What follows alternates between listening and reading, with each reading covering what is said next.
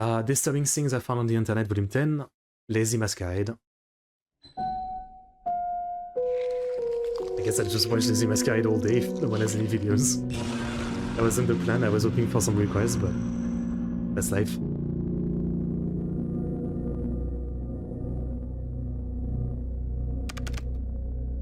Disintegration.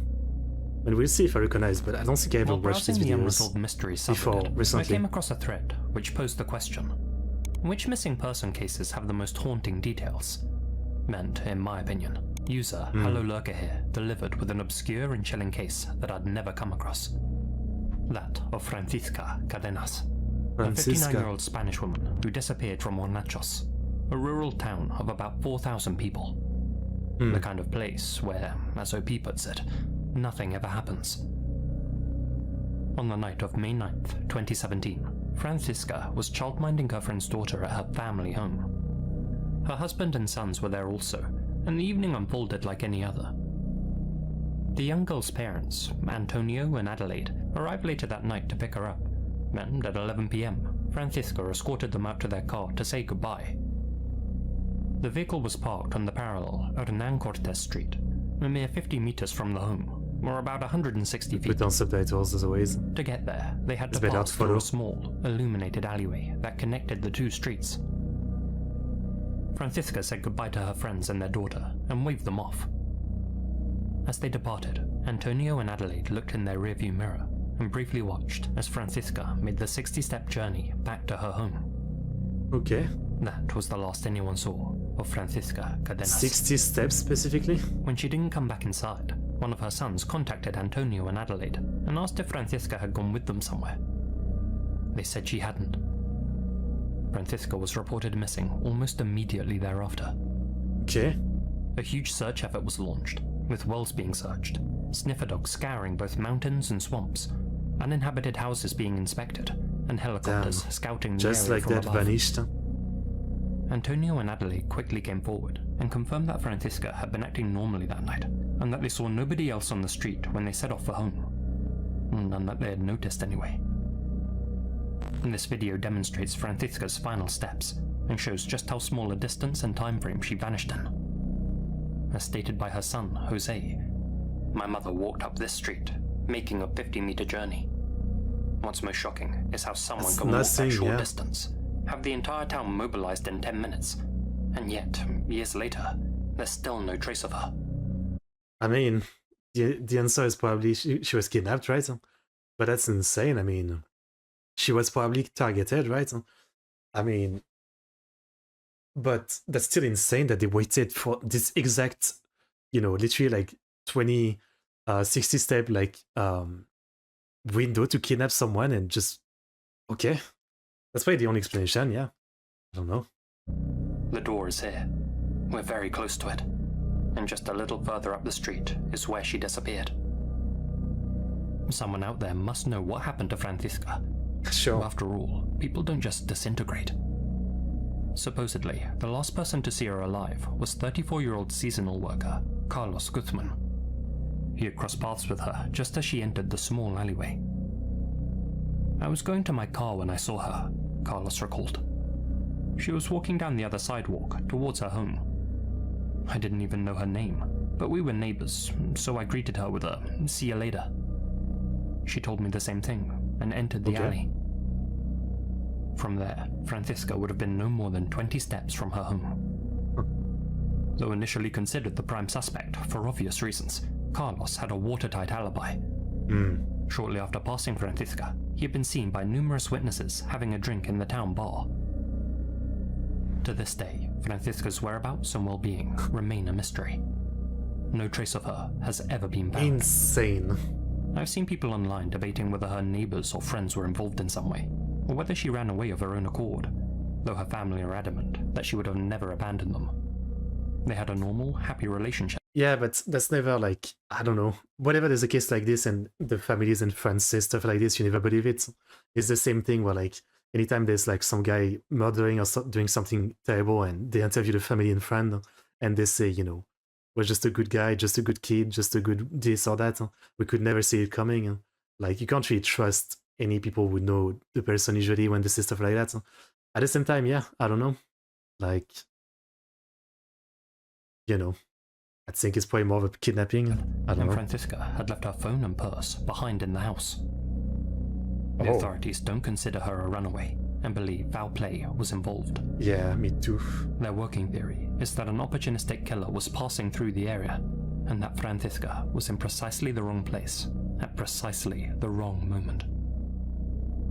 If nothing else, this case reminds us of the cruel randomness of life. Right. Through no fault of our own, everything could be taken away from us when we least expect it. I mean, this case reminds us of, you know, literally be afraid of everything when you go into the streets. Even when you're in your own house, because there's frogging, you know. Like, be afraid at all time. That's what this kind of video teach me. That's what I get out of them. Be afraid of everything and everyone. Stay vigilant, even when you're just a few meters from your own doorstep. That's insane.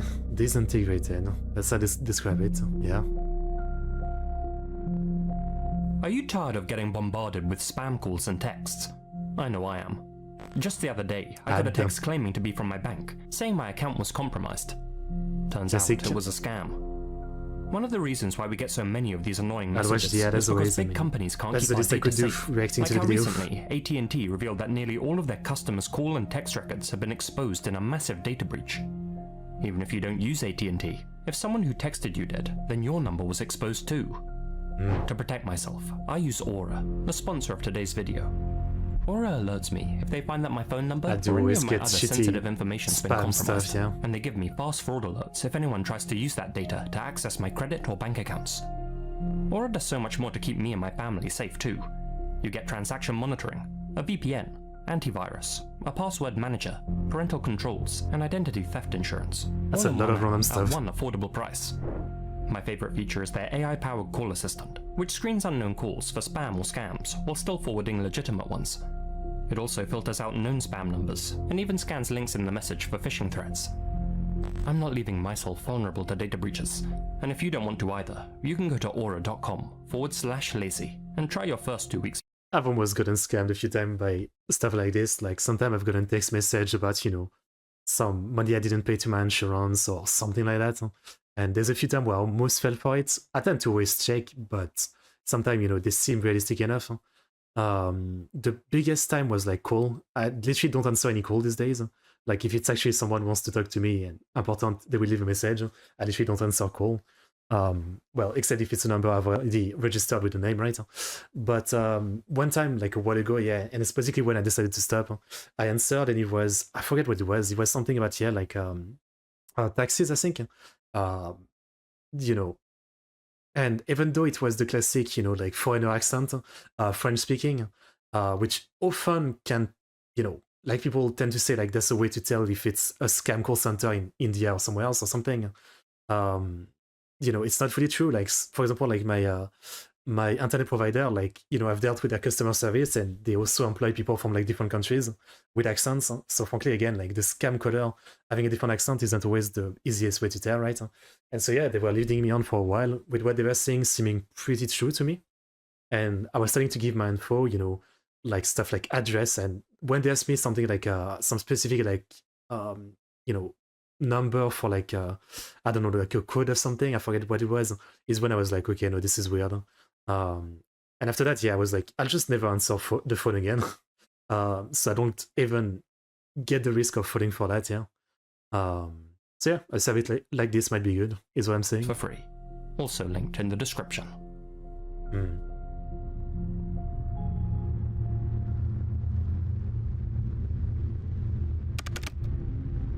Valor for Tamaulipas.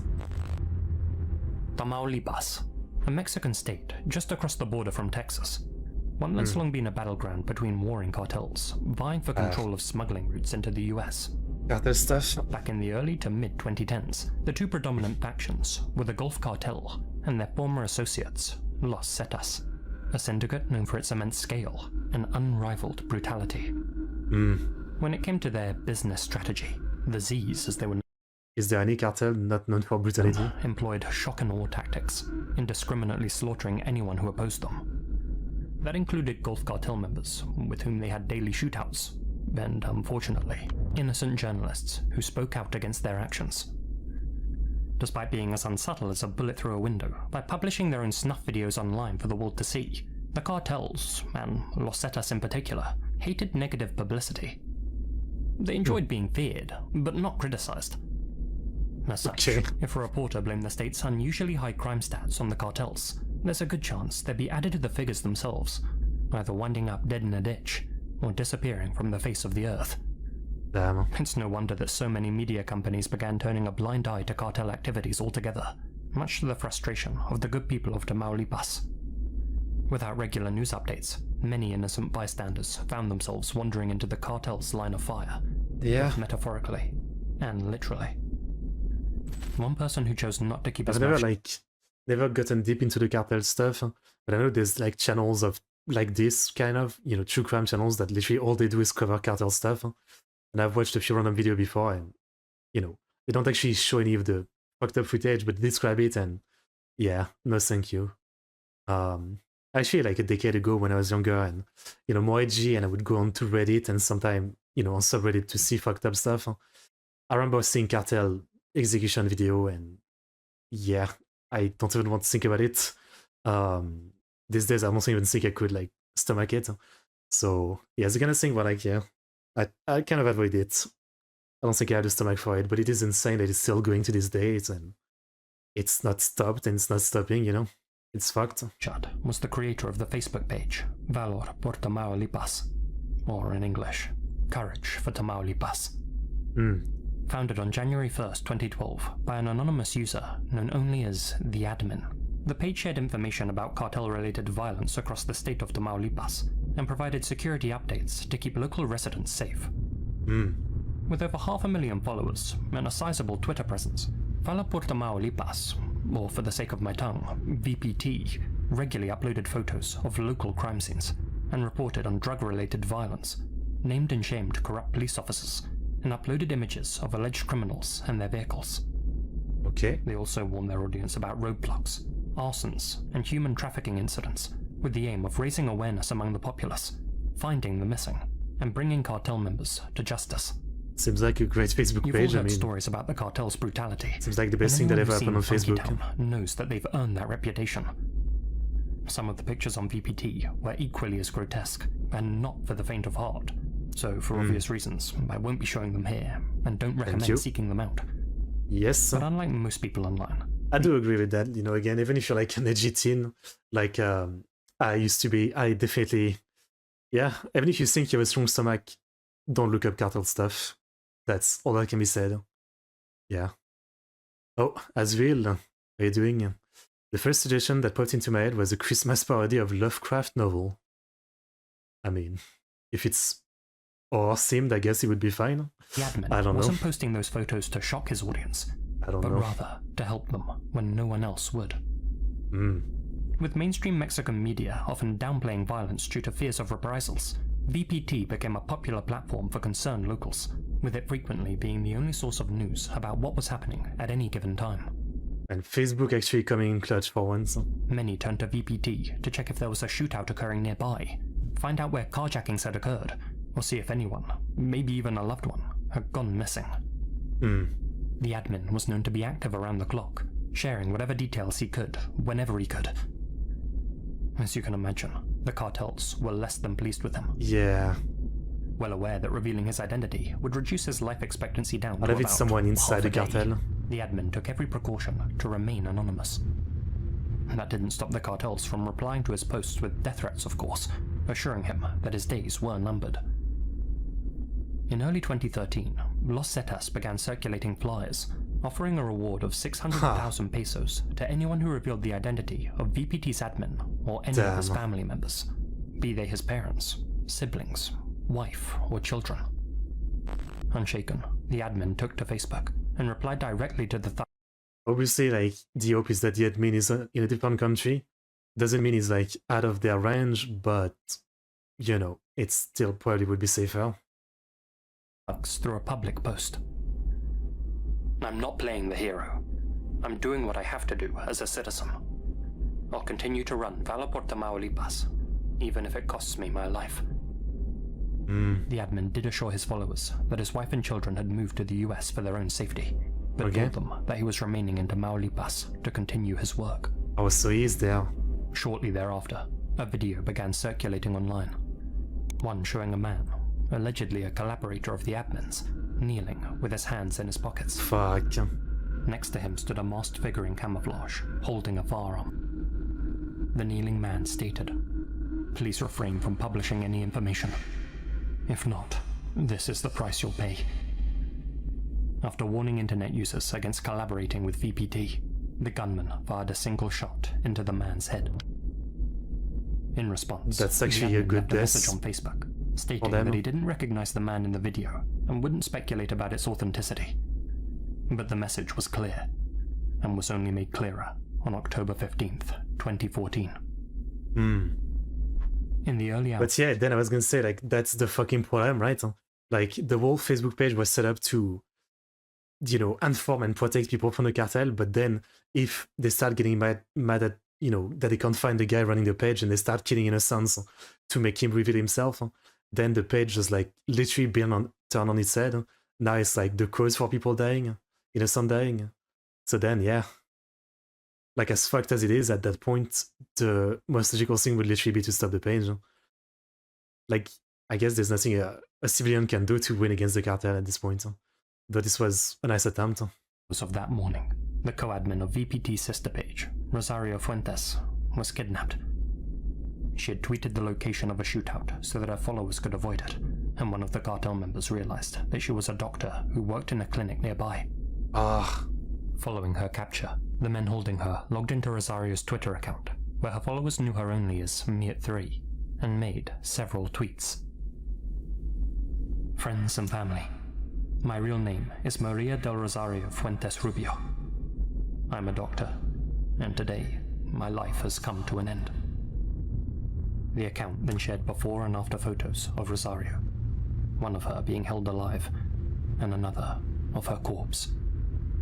Her killers changed her profile picture to the after photo. The final tweet to appear from her read, "At Bandolera 7, at Civil Armando MX, at Valor Tamaulipas, death is closer to us than you think.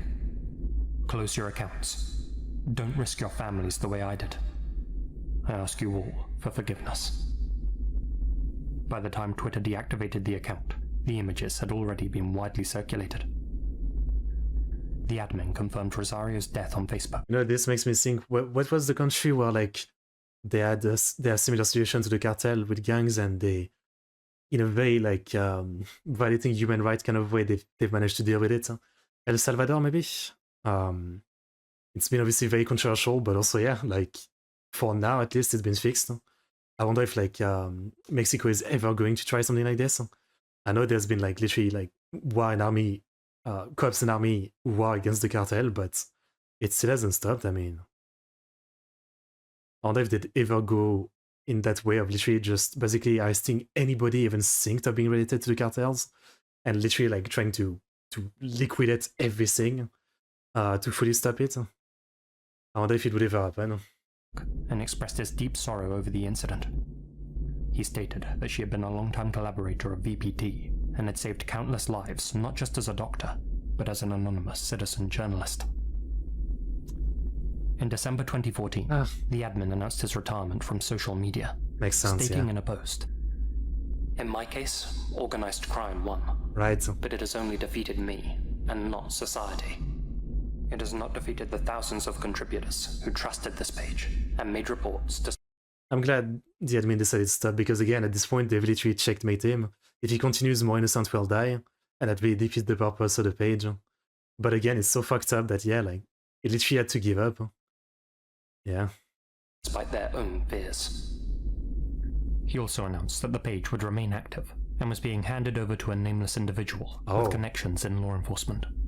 But then it will continue the random killings to stop the page. Comment section of the post. Many users thanked the admin for his service, though some expressed concerns about the new management's potential ties to the government. The page was later closed by Facebook, likely for posting graphic content, but was relaunched shortly thereafter. It now mainly serves as a Rosario Fuentes memorial page. Its last update was posted in October 2020. The reason the page fell silent remains unknown. Many suspect, or at least hope, that the admin reunited with his family in the US, and that they were able to begin a new life in a less tumultuous setting. Hopefully. His identity remains unknown to this day, and I never thought I'd say this, but I truly hope that's a mystery that will never be solved. Right. Alright. Man, I feel like, again, like I've been hearing, and I mean, I know it's been going on forever longer than that, but I've been hearing like stories and how fucked up the cartel have been for 15 years and it's still not solved. Like, it's insane how they're literally still going and there's always new story about fucked up stuff happening. And it's still going to that extent. I mean, a lot of countries will have gangs and murders and stuff like that, but to the extent of the cartels, it's unfathomable. It's still, like, even if not fully dealt with, has been dealt with enough that, like it's been reduced at least, but now it's still as fucked up as ever. Insanity. Gracie Mae Thompson. In recent days, you may have seen this face appear on your social media feeds. This is Gracie Mae Thompson, a young girl who disappeared in late July of this year and who hasn't been seen or heard from since. In a post made by her mother on August 6th, we learn the following. My daughter has been missing since July 22nd, 16 days. It only takes 2 seconds to share. Her name is Gracie Mae Thompson. Age, 15. Height, 5'2". Weight, 103. A message like that after 16 days probably already too late. But recently dyed black. Except if she ran was away or last seen in something. black shorts and a black shirt. The post quickly gained widespread attention, with users trying to help the only way they could, by clicking share. But despite their best efforts and well wishes, Gracie will never be coming home. What happened? Gracie doesn't exist. She's a fictional character created as part of a scam. Both her name and story are complete fabrications. Don't get me wrong, these photos are indeed of a real girl, though they were likely stolen from a still as fucked up as that is, like the second I saw the like, please share or something, it only takes 2 seconds. Like, was so used on the internet of like, rolling our eyes anytime someone is like, please share, like, subscribe, share, and all that.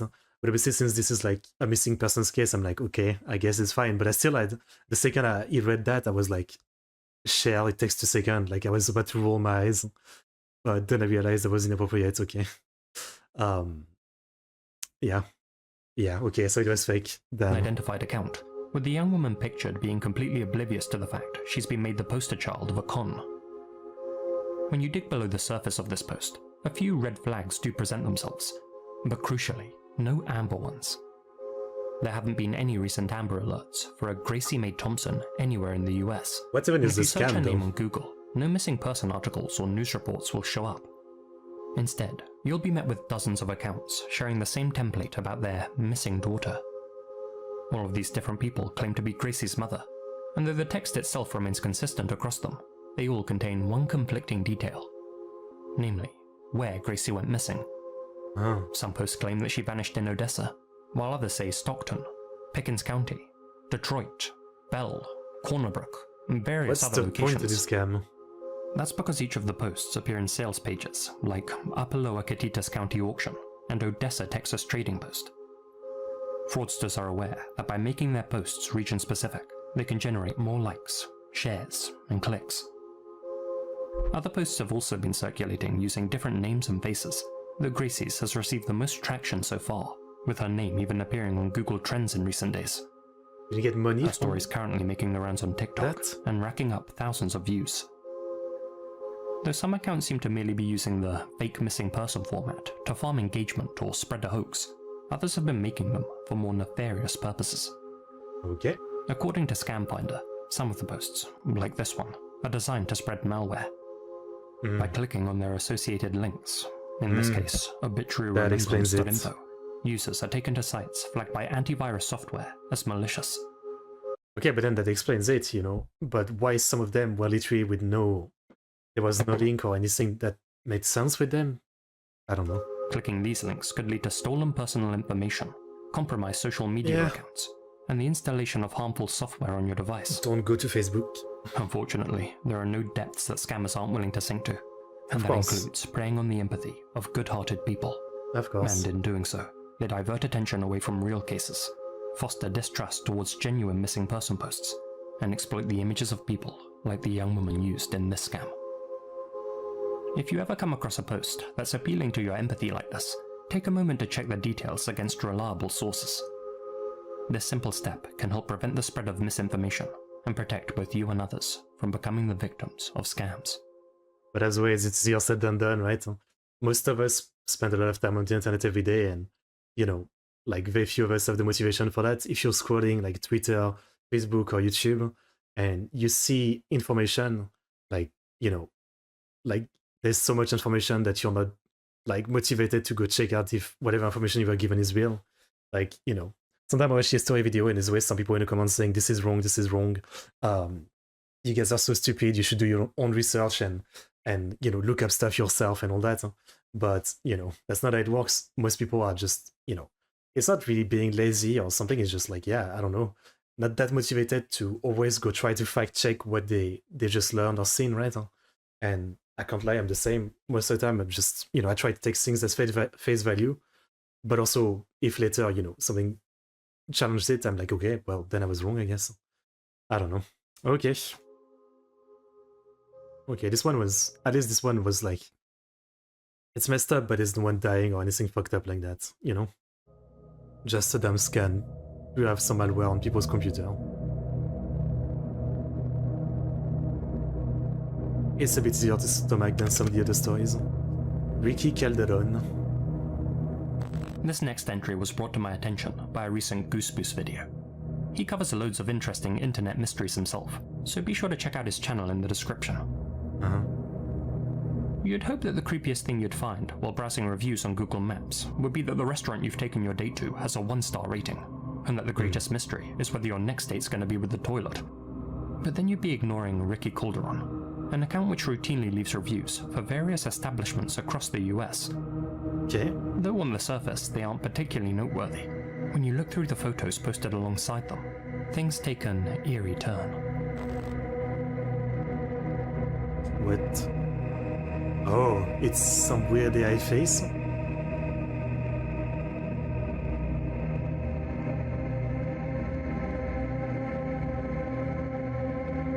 Browsing through his profile, you'll find hundreds of photos of women superimposed into the locations he's reviewing, usually only the top halves of their heads, sometimes the top third, but never their whole face. The majority aren't even of real people, but rather artificial duplicates that stare blankly at the viewer and give off that uncanny valley aesthetic. It's definitely weird. Some renders are more convincing than others, and a few of them are straight up just ripped from video games.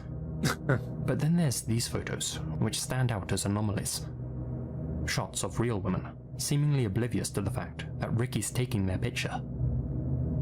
I've been through his entire profile, and at time of recording, he's posted 292 photos, with more being added every day. These reviews appear in clusters, most of them for restaurants in Miami, Orlando, Tampa, Chicago, San Antonio, Dallas, and the Washington metropolitan area. The question is, why is Ricky Calderon doing this? The current consensus is that it's all the work of an AI bot training itself to insert fake people into real locations. Maybe? As stated by user BoxDelDeNome on the Goose Boost subreddit. My completely unsubstantiated theory is that it's some sort of AI training itself to convincingly insert fake people into real backgrounds so as to gain traction on sites like Instagram to spread ads. Actually, I would say AI would probably be better than this. No? I think all those Reddit bots do something similar. The only thing I can't explain is why they only insert half a face, or why they're actually posting it. Looking through some of Ricky's earliest contributions, there do appear to be a few other real women posing with menus in front of their faces, with only the tops of their heads visible. Looking at those, Reddit user DreamSpitter seems to think he's got the mystery cracked. Yeah, I see it too. It's supposed to be taking menu photos and dropping a pretty girl's face in the shot. Most of the time though, it fails. I think it only actually worked once. In each image, the picture is intended to be the reviewer, but they're all different. I believe the text in these reviews is also AI generated, and you can tell. The recommendations in restaurant reviews are slightly off. This is what the bot is trying to do. They're meant to be menu photos. By contrast, I think these are real photos, but stolen from elsewhere. Okay. So There's definitely some weird AI thing. Mystery solved, right? These are all the failed experiments of a bot, learning to farm interactions, and potentially make menus seem more popular than they actually are. 1-0 to the dead internet theory. Maybe. Personally though, I'm not 100% convinced that these images are made using AI. They look more like two graphics spliced together than a generated whole. I've never seen an AI create an image where one part's hyper-realistic, and the other, less so. They're not exactly something you'd hang in the Louvre, but there seems to be intention behind them. Creative decisions being made.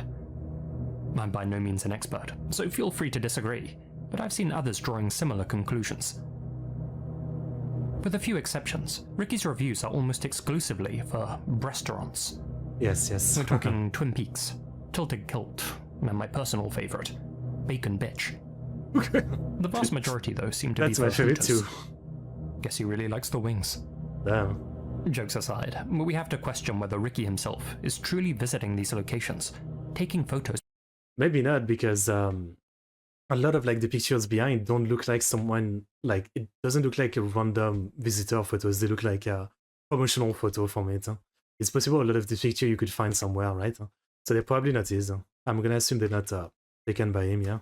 For his backdrops, and then manually inserting stock photos of women into them, either out of a sense of loneliness, to make it seem like he hangs out with pretty girls, unaware of how unrealistic and off-putting his creations appear to other people. Yeah. Or alternatively, because foreheads give him some kind of gratification. A pleasure enhanced by sharing his images with the world. If so, never thought about it, but someone must have a forehead fetish. In particular, quite disturbing, given that I doubt these women were even aware their photos were being taken. Still, this is very much a fresh mystery, so let me know your thoughts about it in the comments. Yeah.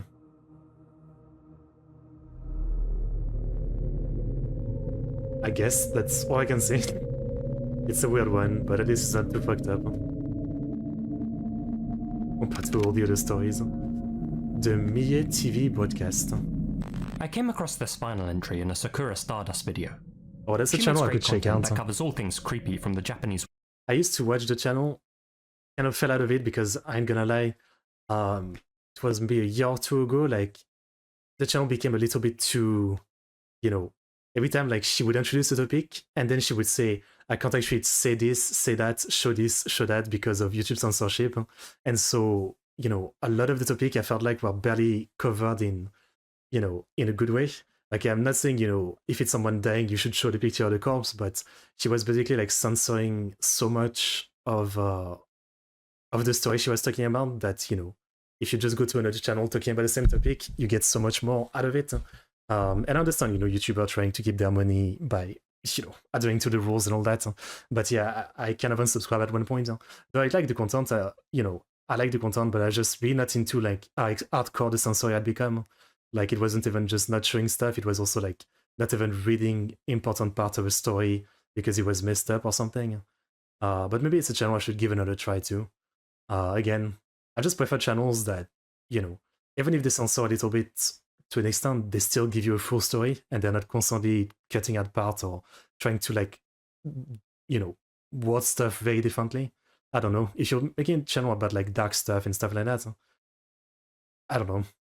I don't really like when it's being kind of censored, is what I'm saying, but I used to like the channel. So maybe I should try to watch it again. Web. Be sure to check out her content and say hi. Link down below. August is a turbulent time in Japan. Smack bang in the middle of typhoon season, those who live by the ocean, like the good people of Mie Prefecture, are annually bombarded by strong wind, heavy rain, high tides, and deadly landslides. On August 9th, 2014, local Japanese TV station Mie Terebi was airing an episode of The Hit, a show for fishing enthusiasts, when the station suddenly cut to an emergency report. Oh. one which warned of an approaching typhoon. Mie Prefecture was being hit by some particularly severe weather that summer, so those tuned in gave the report their full attention.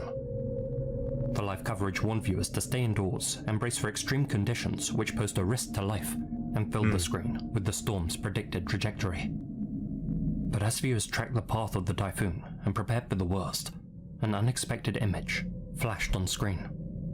What was that? There was no context, no forewarning, no explanation, and just as quickly as it Show appeared, it again. it was gone. But given that it appeared during a typhoon alert, the image both confused and unsettled everyone watching. Yeah. The incident wasn't addressed by any of the presenters, fueling a mix of curiosity and unease. Predictably, the network's admittedly small viewer base quickly took to online forums to discuss what they had just seen. The picture was so eerie and out of place, so many wondered whether it was a tasteless joke, an attempted network hijacking, or simply a way for Mie Terebi to drum up engagement. Well, if the latter was true, then their plan worked. Oh, hello Krish, what's While up? watching the news about the typhoon in Mie Prefecture, I saw a video of a bloody woman running away from an elevator. Okay. Was it an image of her running away from blood water? Interesting. Thinking about it, her hair was wet and it was sticking to her face. I thought it was blood. The video? There was no explanation at all. I guess disturbing things I found on the internet, and right now it's about a case of like a Japanese TV station flashing some weird image during a typhoon warning, and the mystery behind it, I guess. Pretty interesting. Pretty interesting. If you have any suggestion, don't hesitate. Any like or YouTube videos or like true crimes or anything like that, don't hesitate. Was it real or from a drama series? I don't know. It looks something like this. Mie TV didn't have many regular viewers, and nobody had recorded the report containing the image. The August 9th broadcast was officially lost, and with nothing but a half-second memory to work with, netizens worked together to paint a clearer picture of what they'd seen. Yeah. Some described a bloody woman being attacked by a realistic ghost, creating mock-ups like these. There was some debate about whether it was a still image or a video clip.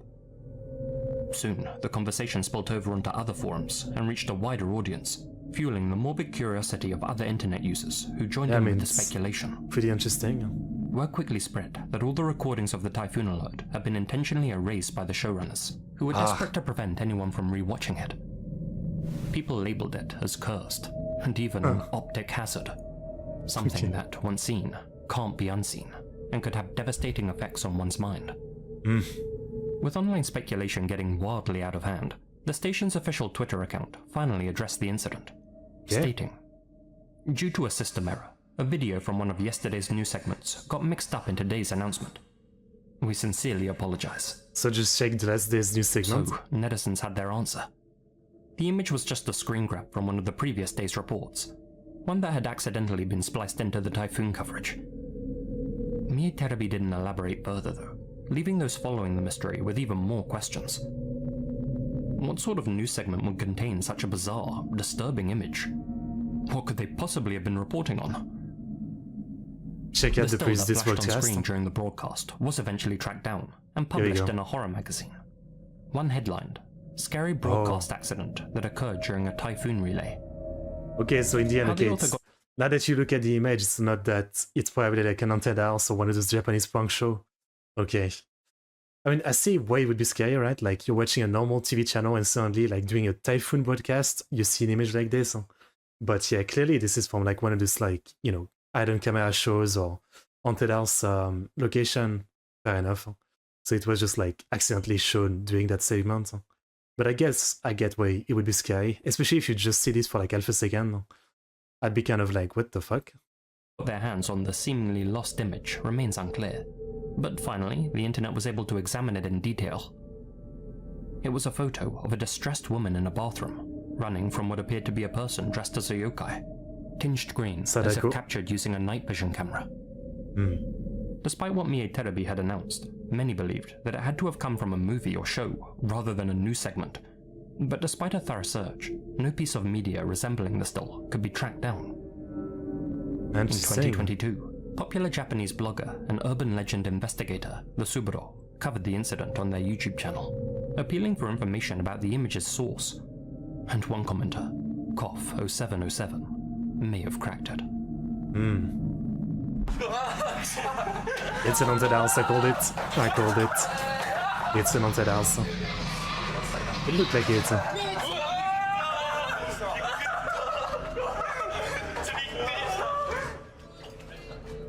This is a promotional video for the Narrow Path of Fear, a haunted house themed around Kuchisake Onna, the infamous split-mouthed woman.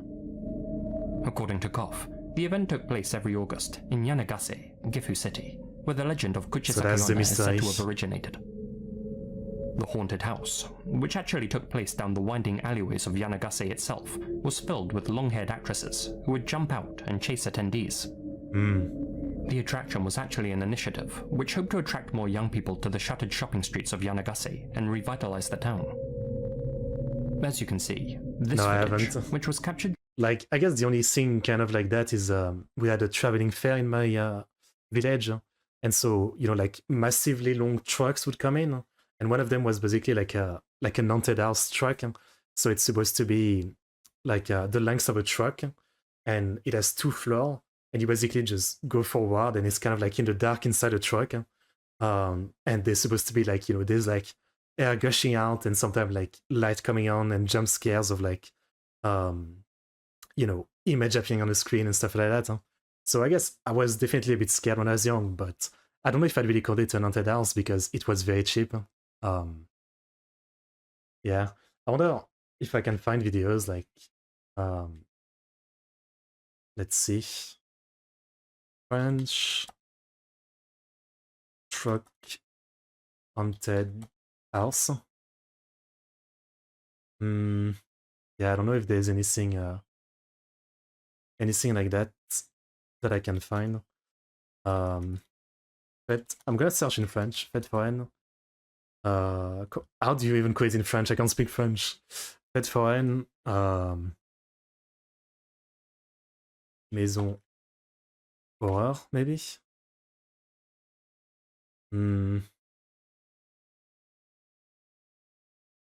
Yeah, I don't know if I...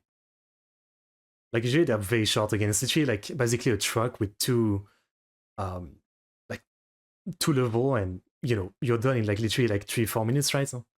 Like it's supposed to be something very fast. Maison hantée, maybe. Damn, I haven't gone in something like that in so long. Let's see. No, this is like some random video. Yeah, I don't know if I can find something like it. You went to an haunted house? Nervous since I was shy, but then an actually been scary. Fair enough, yeah. Or maybe, okay, it's something like this, here we go. It's something like this. Yeah, here we go, this is exactly what I remember. It's like this, basically, it's literally just the length of a truck. Literally like the length of a truck. And then, you know, it's kind of dark and there's just like Halloween stuff on the wall. And there's like super loud music because again, it's at the middle of like a traveling fair. So there's like, you know, fucking DJ music blasting all over the place. Yeah, it's literally like this. And so you just walk through, then there's like stairs. And so you go up and then you come back out and that's it. It's like done in 4 minutes or something. Oh yeah, we go. And then you go to the top and you can see it. Yeah, this is literally the kind of traveling fair I'm talking about that I remember. Memories. During the event's final night in 2019, there's a strong similarity to the 2014 image that aired on Mia TV. The atmosphere, the green hue, and the fact that it took place in August all line up with this event being the origin of the screen grab. Makes sense. How it got mixed up in the August 9th news report remains unclear, since Mia TV have remained tight-lipped on the matter, though it does seem oddly coincidental that this creepy image in particular got into the mix. Yeah. To date, no one's been able to recover the Typhoon broadcast from August 9th, or the news broadcast from August 8th, and they both remain lost pieces of media. I mean, it's not that weird, this one is a pretty straightforward explanation. The exact promotional clip that this still was taken from. Yeah. Whatever the case though, for those who are anxiously following the Storm broadcast live, seeing this image pop up on the screen must have been a weird and, frankly, unnerving experience. It would be, until you figure out what it is, like, yeah. Like, it's half a second, you can't rewind, so you don't even know what you just watched. Like, that would be really, really, really scary. I get it.